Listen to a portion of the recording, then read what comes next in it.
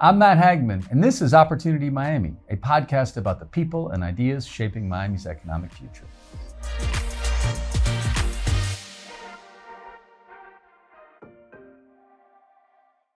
In thinking about Miami's future, a critical piece is how we get around. Not only that, how we get around in a way that's carbon-free. In Greater Miami today, transportation accounts for 55% of our climate warming emissions.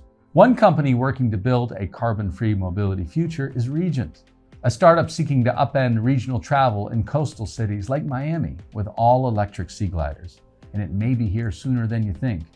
We're joined today by Tom Harari, VP of Strategy and Corporate Development at REGENT, who's also overseeing the company's work in Florida. Tom Harari, welcome. Thanks for having me, Matt. Good to see you.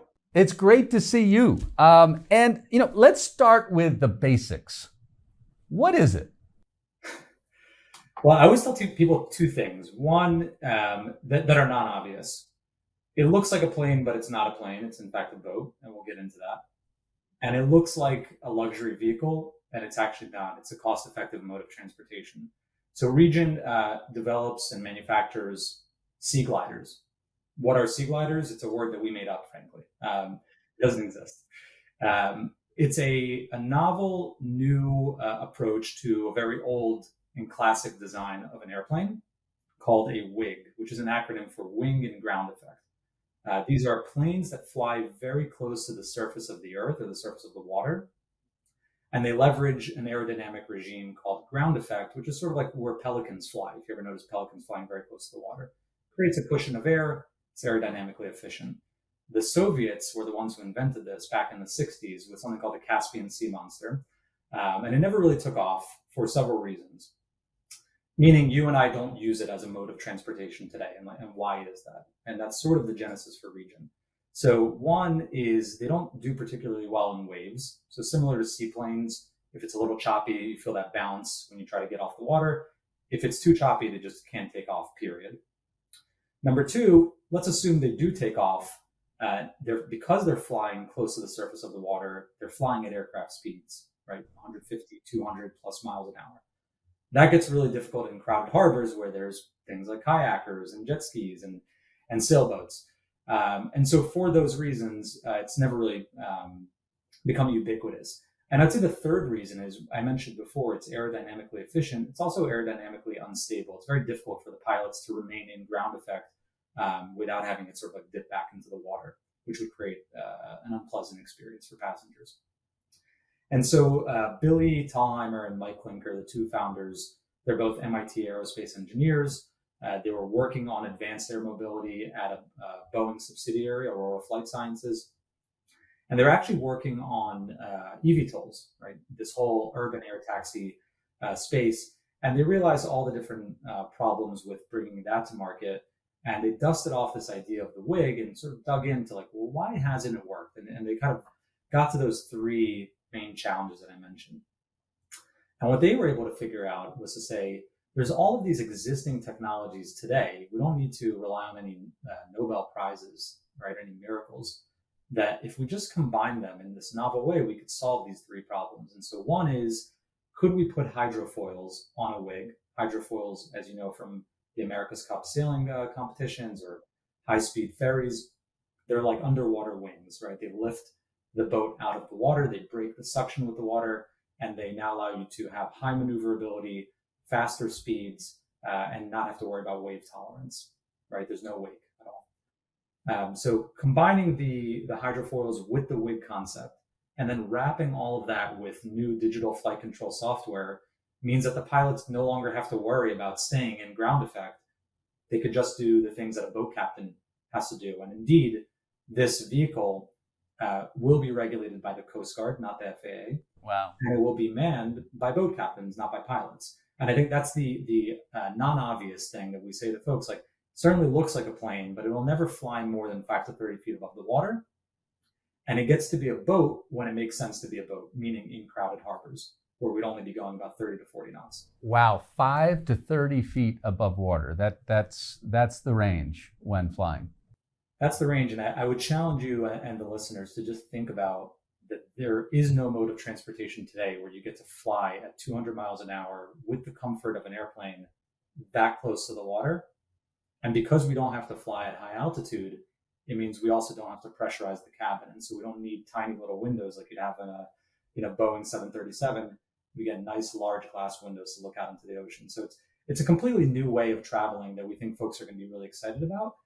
But fundamentally, the value proposition that we wanted to hit and that we did hit through the modeling is, of course, it's faster than a ferry, but it's also half the cost of an airplane ticket. And so this is all electric, it's zero emission. And so for people that care about the climate and they want to move us away from fossil fuels, certainly checks those boxes. But we knew and we understood that it would never sort of escape that novelty experience of flying on a seaplane if it wasn't cost effective for folks, if it couldn't truly replace regional modes of transportation like trains, like cars, etc. And so we think that's where sort of the REGENT Seaglider wins. So just so people can imagine this, as we think about the REGENT Seaglider, the first iteration is going to be this 12-passenger Seaglider. How soon will this be a part of our lives? We're working around the clock to bring this to market. Our stated goal is to be in market, meaning entry into commercial service with commercial passengers. So you could book a ticket in 2026. Normally, if you're trying to certify a new aircraft, and I don't even mean these really futuristic like eVTOLs, I mean a traditional aircraft that looks like aircraft that you and I are familiar with, those programs typically cost about $1 billion and take a decade to go through that phase certification process. Because we're a boat and because we go through the Coast Guard, there's not a whole lot of new innovation coming to the Coast Guard. And so we get to do it at a fraction of the cost and a fraction of the time, roughly about 4 to 5 years entry into service. And let's talk about the experience. So how far can this take you? Today, with existing battery technology, just using Tesla Model 3 batteries that exist, and again, this is why I said we don't expect any Nobel Prizes to happen for this to come to fruition. We can go about 180 miles range. So that unlocks routes like Miami to Key West, Miami to Nassau, Miami up the coast to Palm Beach with today's battery technology. Now, we do expect battery technology to get better, and so we think over time that range improves out to 500 miles, where now you're talking about Jacksonville to Miami. But we'll get there, and we think there's certainly a large enough market even with that 180 miles of range. I mean, essentially, your range expands as battery power or battery storage expands. Is that a way to think about it? Yeah. And how much faster will this be? So what would a trip to Key West, for example, what would that be? Sure. So the trip itself would be about an hour, right? And with that 12-seater would cost under $70. With a much larger vehicle, and you start to get economies of scale, you're talking about $40 to $50 for the ticket. Door to door, though, which I think is the right way to think about it, because with any mode of transportation, let's say a train or a car, you need to get in the car. It takes a certain amount of time to get there. Door to door, you'd be in Key West in under 2 hours. And so we think that's really compelling when you consider, if I were to fly there, that's over 3 hours. If I were to take a car, and when you hit that one lane on the way down to the Keys, it could be a 4-hour trip easily. Yeah. Now, so as we think about the customer, sort of the person who's going to use this, right now, what is your thinking? Is it sort of the traveler? Is it the business person using this, not the commuter? I mean, how should we think about this in terms of use cases and the people who will be? We do think there is a commuter angle here as well, because it is cost effective, right? And I think over time, as you start to see more operators sign up and there become more availability to book spots, people will come to rely on more and more as a commuter option, but certainly all those other missions that you mentioned. And so and by the way, you mentioned how many operators sign on. We should think of you as Boeing rather than American Airlines. Yeah. Is that so right? We're the Boeing, we're not the United or the Delta here. We sell to airlines, we sell to ferry operators. But again, because this is a new mode of transportation, we do need to think about ourselves as long-term partners with them and bringing this to market. So that means educating the community about why this is a safe mode of transportation, working with regulators, working with energy companies to electrify ports and docks, and ultimately getting the end user, the end passenger excited about this as a mode of transportation.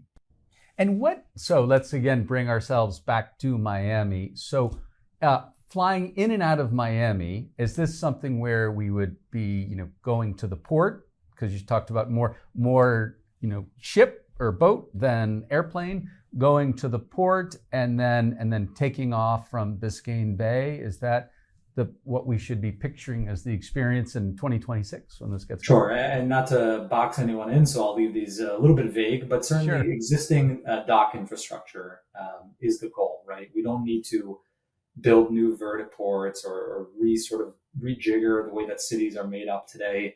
Docks already exist, ferries already exist. We can slot in right into those existing dock infrastructure. You mentioned the seaport in Miami as one possible location. They have a good amount of power already there. There's a substation on that island for all of those cruise ships. So it's happening. It's happening slowly, but we want to be part of that conversation and moving towards electrification of ports and docks, where the infrastructure otherwise already exists for us. And how you mentioned that this could be something that not just the leisure traveler, not just the business traveler, but the commuter could be taking advantage. How should we think about the sort of activity that we would see here in Miami or in any of the communities? Like with a ferry, you're thinking, I don't know, on the hour, right? Or in that sort of cadence, or maybe even a less frequent cadence than that.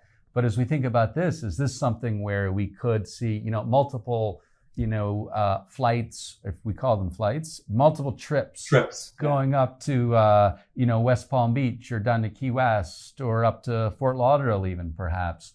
And there's just lots of ongoing activity. How should we think about what this can look like and how we'll experience this? I think, any of the operators will tell you, if there's demand, they'll be signing up to purchase more and more seagliders. And that's the goal, right? So the only limiting step, if you think about like how many of these could there be, is space requirements and demand, right? So if there's demand and there's the space to slot in more, then it's just a function of charging time, and you can even do certain novel things like having batteries onshore in the charger, slow trickling throughout the day. So there isn't this massive pull on the grid every time a seaglider shows up. Swap the batteries, let the next one go out. So it really will come down to demand.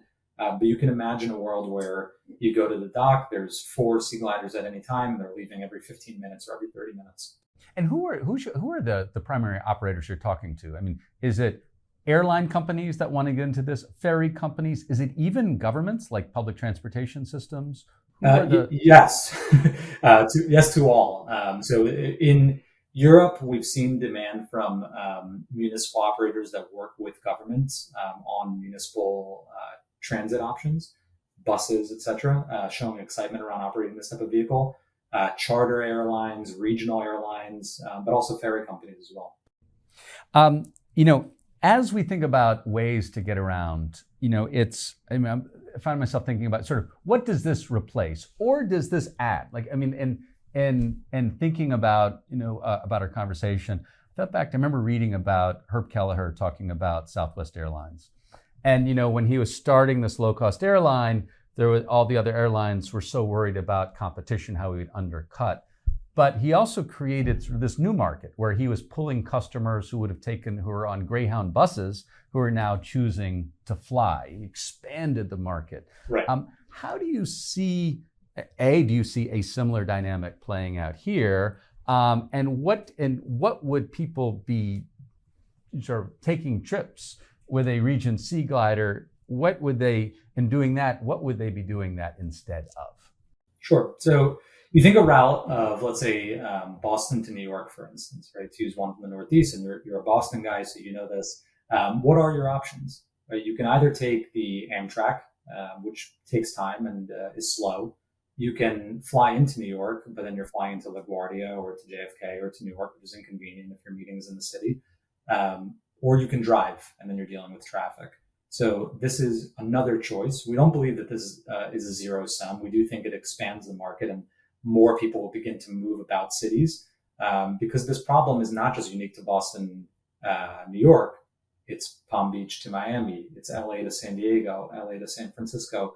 40% of the world's population lives within 10 kilometers of the ocean. So when you think about that, people like living close to the coast.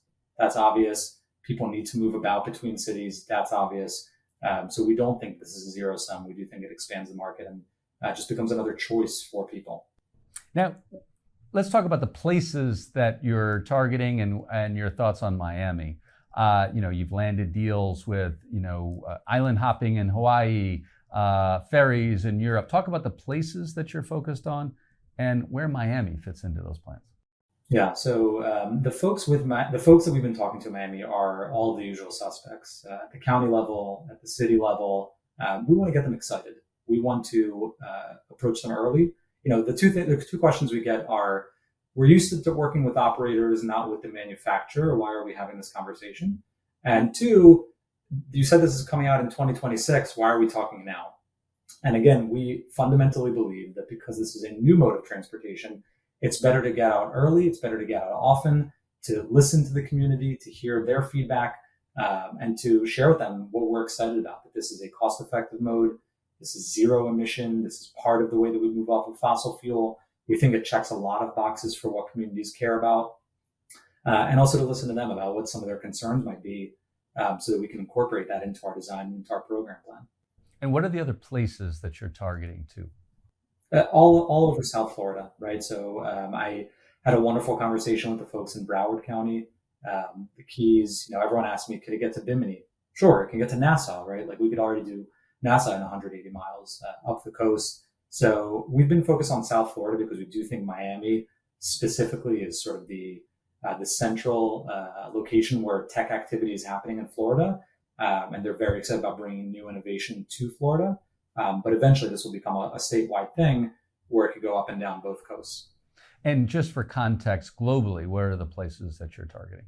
Sure. So part of my role at REGENT, in addition to the many hats that I wear, is working with our operators to sort of create these launch markets or ecosystems, if you will. And that entails everything from local politicians, local regulators, the energy companies, interest groups, et cetera. And we've zeroed in on 5 key markets that we're focused on. One is Florida. Another one is the New York region, Boston, our backyard, Hawaii. We've had a tremendous amount of effort in that market to get folks excited there with a lot of traction. And then in the south of France. So the mayor of Nice has been a very big vocal advocate of moving away from fossil fuels and has been championing innovation like REGENT. And so we're in talks with them on routes like Nice to Marseille, Nice to Monaco, and those types of routes. So really, this is a global solution, and we're a global company. We're also cognizant to not try to bite off more than we can chew, so to speak. So we focused on these initial 5 markets. Let's get folks excited, kind of bootstrap this effort. But we do believe over time, operators will do a lot of the heavy lifting to get their backyards up and ready for this kind of service. But in that initial phase, it's a chicken and egg problem, right? So you have to think, our goal is to sell seagliders.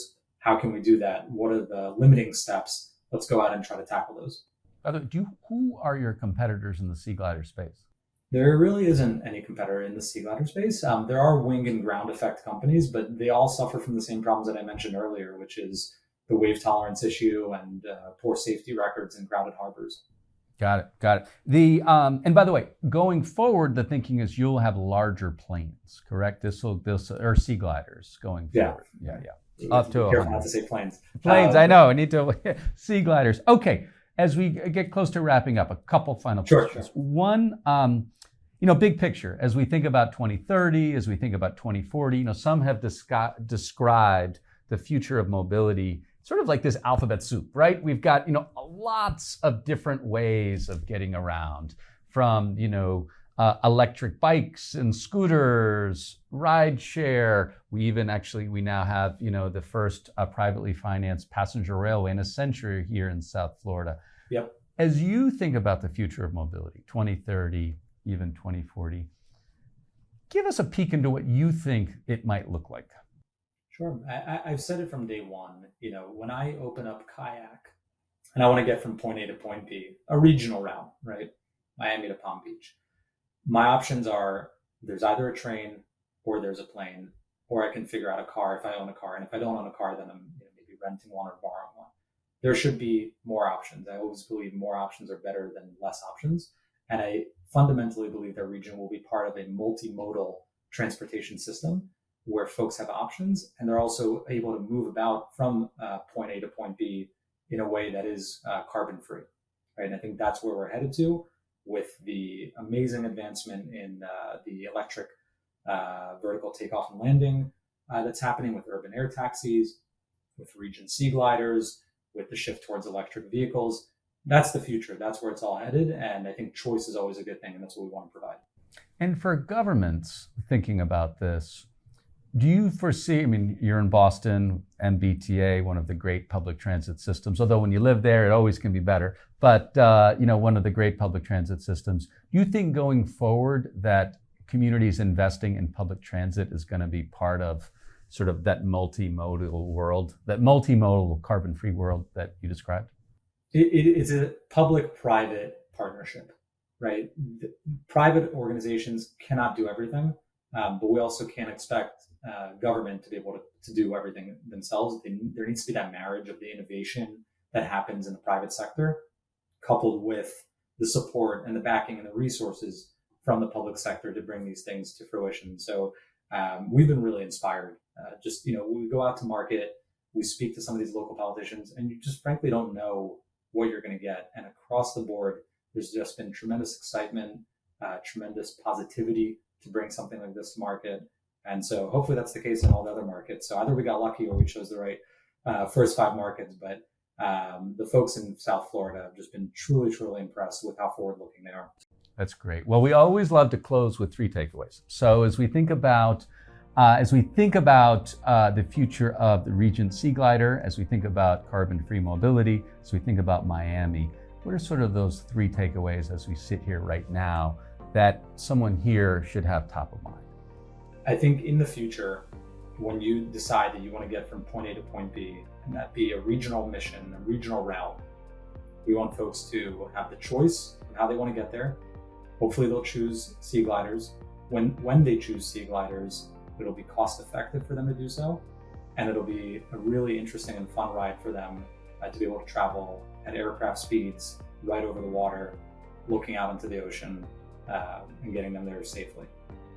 Well, Tom Harari, thank you very much. Really appreciate it. Thank you so much, Matt. It was a pleasure. This podcast was produced by Suzette Lavoie and James Duran. Please check us out at opportunity.miami and across our social channels. We want to hear from you and your ideas. You can also email us at next@opportunity.miami. Thanks.